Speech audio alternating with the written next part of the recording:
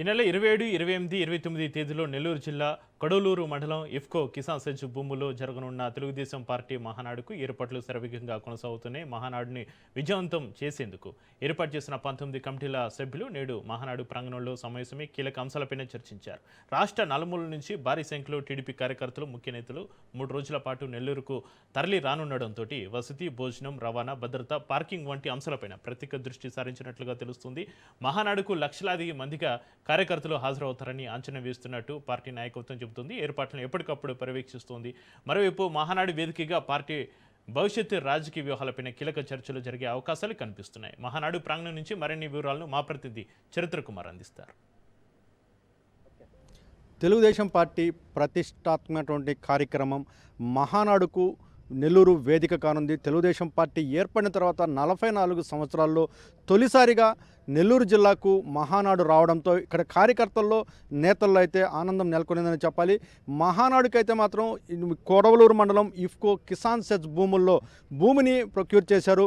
సుమారు 400 ఎకరాల్లో ఇక్కడ మహానాడు నిర్వహించేందుకైతే మాత్రం భూమిని అంతా కూడా చదును చేస్తున్న పరిస్థితి అని చెప్పాలి. 250 ఎకరాల్లో ఇక్కడ మహానాడుకి జరిగేందుకు అంటే ప్రాంగణం కానీ, స్టాల్స్ కానీ, అలాగే భోజన వస్తువులు కానీ, పార్కింగ్ కానీ ఇలా అనేక రకాలైనటువంటి వస్తువులతో పాటు 250 ఎకరాలతో పాటు అనుకున్నప్పటికీ 400 ఎకరాలను ఇక్కడ బాగు చేసిన పరిస్థితి అని చెప్పాలి. ఇప్పుడు మనం చూస్తున్నాం మహానాడు వేదిక కోసం, ప్రధాన వేదిక కోసం ఇక్కడ జేసీబీలు, ఇటాచీ మిషన్లు, పదుల సంఖ్యలో మిషన్లు ఇక్కడ పనిచేస్తున్నటువంటి పరిస్థితి ఉందని చెప్పాలి. పూర్తిగా 27, 28, 29 3 రోజుల పాటు మహానాడు నెల్లూరు జిల్లా వేదిక కానుంది. ఈ కార్యక్రమానికి తెలుగుదేశం పార్టీ అధ్యక్షుడు చంద్రబాబు నాయుడుతో పాటు అలాగే లోకేష్, కీలకమైనటువంటి నేతలందరూ కూడా తరలిరన్నారు. 3 రోజుల పాటు నెల్లూరులోనే ఇక్కడే బస్ చేసేటటువంటి పరిస్థితుల్లో ఇక్కడ పూర్తిగా సెక్యూరిటీ పరంగా అన్ని రకాలుగా కూడా జరిగేటటువంటి వసతులను కానీ, వచ్చేటటువంటి కార్యకర్తలు, డెలిగేట్స్ వీళ్ళందరికీ కూడా అన్ని వసతులు నిర్వహించేందుకైతే మాత్రం జిల్లా తెలుగుదేశం పార్టీ అన్నీ కూడా సర్వం సిద్ధం చేస్తున్న పరిస్థితి.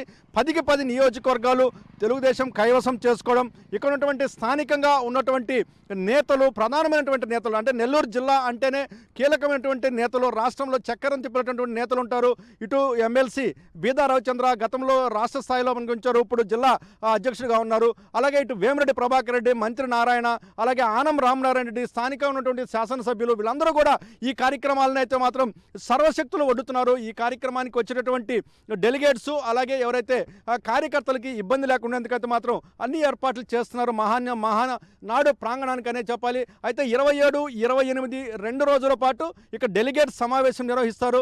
తర్వాత లాస్ట్ రోజు 29వ తారీఖు మాత్రం సుమారు 7 లక్షల మందితోటి భారీ బహిరంగ సభకైతే మాత్రం ఇక్కడ ఏర్పాట్లు అయితే చేస్తున్న పరిస్థితున్నా చెప్పాలి.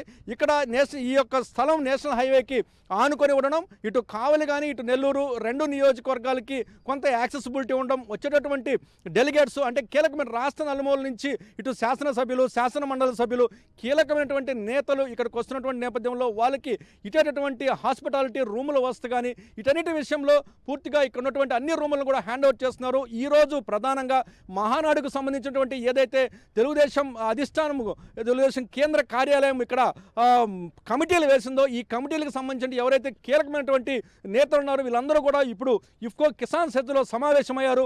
ఈ సమావేశం అయితే కొనసాగుతున్న పరిస్థితి అని చెప్పాలి. ఇఫ్కో కిసాన్ సెజ్కు సంబంధించినటువంటి ప్రధాన కార్యాలయంలో ఇప్పుడు అన్ని కమిటీలకు సంబంధించినటువంటి సమావేశం జరుగుతుంది. రాష్ట్ర అధ్యక్షుడు పల్లా శ్రీనివాస్ సహా కీలకమైనటువంటి మంత్రులు అందరూ కూడా ఈ సమావేశానికి హాజరై ఉన్నారు. జిల్లాలో ఉన్నటువంటి శాసనసభ్యులు కూడా ఈ సమావేశం ఉన్నటువంటి పరిస్థితి అని చెప్పాలి.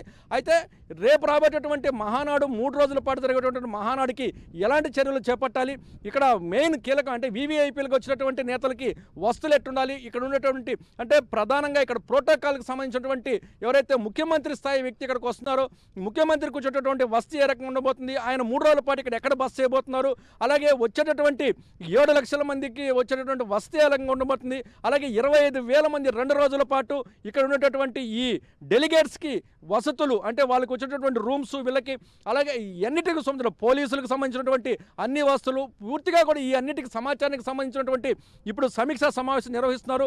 ఇప్పుడే గత ఒక హాఫ్ అన్ అవర్కి అర్ధగంట క్రితం అయితే మాత్రం ఈ సమావేశం స్టార్ట్ అయింది.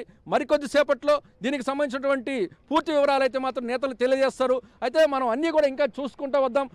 అంటే ఈ మహానాడికి ఎలాంటి ఏర్పాట్లు ఎక్కడెక్కడ వచ్చారని కూడా అన్ని చూసేటటువంటి పరిస్థితి కూడా చూసిన పరిస్థితి. ఈ కార్యక్రమాన్ని విజయవంతం చేసేందుకైతే మాత్రం అందరూ కూడా సర్వశక్తులు ఒడుతున్న పరిస్థితి. కెమెరామెన్ భరత్తో చరిత్ర కుమార్, రాజ్ న్యూస్, మహానాడు వేదిక నుండి.